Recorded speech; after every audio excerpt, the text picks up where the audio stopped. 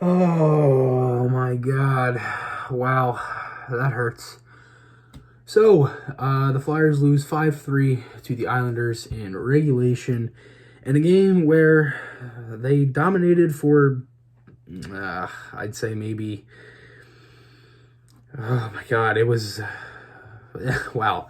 So, they basically dominated that whole game from the start of the second period till the last, like, I don't know, maybe last like till the last like minute and a half of the third period, and they fall apart. So in the first period, they go down 3-0. It's just a weird. It was just a weird start. Both teams, like, you couldn't really blame this game on fatigue because the Islanders were going through the exact same thing. Both teams were on back-to-back nights. Both teams were playing games 3 out of their last 4 days. It was just the exact same scenario for both teams. Islanders came out with a hot start. They got a goal 1-0 from Josh Bailey, shot from the slot, deflects off of Pitlick's stick, and goes right up. It goes bar down on Elliott. Really nothing he could do there. It's 1-0 Islanders. It's 2-0 with Martin on a 2-on-1, a bad pinch by Sanheim. He's left wide open, and then it's a 2-on-1 the other way. He pinches, puck goes right out into the neutral zone. 2-on-1. Martin scores on the empty net, and it's 2-0. And then this is the goal that just pissed me off completely. The Flyers basically watched Matt Barzal, Jordan Eberle, and the Islanders defenseman, who I can't necessarily remember who was out there. I think it was Polak. He was one of them. They were literally just watched them skate around them. Barzal flipped the puck over Niskanen's head, picked it back up, dangled around like 3 guys, centered it off of Elliott's pad, and Eberle was right there for the rebound, and it's 3-0. It was a bad first period. They basically played that first period like they did versus the Capitals in the last, actually, a couple games ago, and they played it where they had one guy chasing the puck, and then the other two were nowhere to be found in the zone. The Islanders had 2 guys swarming the Flyers defensemen at all costs. They got the puck, would turn the puck over, and then they would cycle from there, and that led to a couple of their goals. And then, like, it was different, though, from the Capitals because the Flyers picked it up a little bit through the first period. It took them until the second period to pick it up. After the first period, the shots were actually 10-9 Flyers. None of them were really high-quality scoring chances, nothing through the middle of the ice. The Flyers were kind of just throwing the puck around the corners of the rink, the offensive zone, and they couldn't really do anything with it, and many shots. Nothing was really a difficult save for Varlamov early, and they found themselves in a 3-0 hole. They really dominated in the first couple minutes of the second period. They had a couple chances. Konechny had a wide open net on a chance, fired it wide. Then a couple minutes later, he redeems himself. He gets a goal. He's wide open at the top of the circle. He rips it 5-hole on Varlamov, and the Flyers have cut the lead to 2 goals, and now it's 3-1. A little set play here on a 3-on-2. Giroux went to send it in front for a play for Lawton to tip, and it actually went off of Varlamov's pad. It was a big, juicy rebound, and then it went right to Robert Hagg. He just tapped it, and that was 3-2. And then the Flyers got a couple more chances late in that period, and they went through 2 periods without even getting a power play. And I honestly thought they dominated that whole period, and they probably should have been up. Maybe it should have either been tied or they should have been up 4-3. And after that period, the shots were 14-9 in favor of the Flyers. Pretty even in the first half to start the third period. There's a couple chances either way. It was really like a neutral zone battle. It was basically the Flyers were playing the exact same way they were in the first. Then they started to pick it up. They get a power play. And then Konechny, oh my God. So Konechny tips it on a pass from Voracek. It hits the post. It looked like the exact same friggin' play from Voracek a couple games ago versus the Devils. Then he got Huberto last night versus Florida, and then Giroux sends it into the empty net. Konechny hits the post. And that actual first power play came at 10:34 in the third, so it took them a little bit under 50 minutes there to get a power play. It doesn't get anything going, and then they get another power play shortly after that. I'd say about a minute and a half or so. Van Riemsdyk drew a hook, and then they put the second unit out there. They couldn't really get anything going. It was kind of sloppy.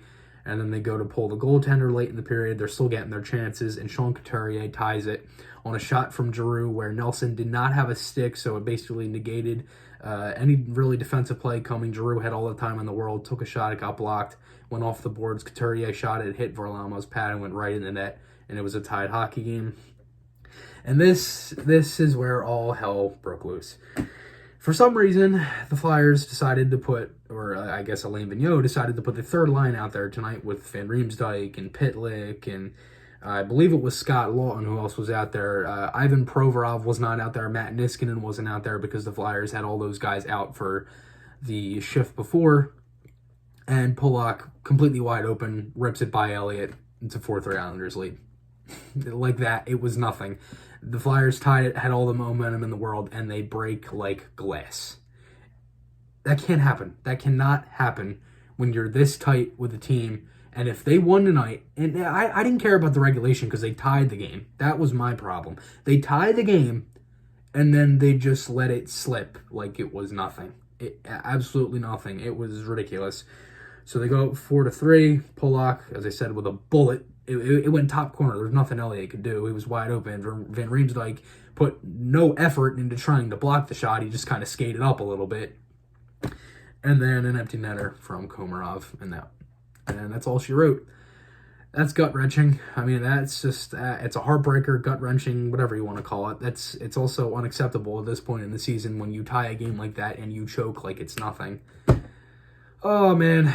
So, the Flyers got Florida on Thursday. They have to come out guns blazing in that one.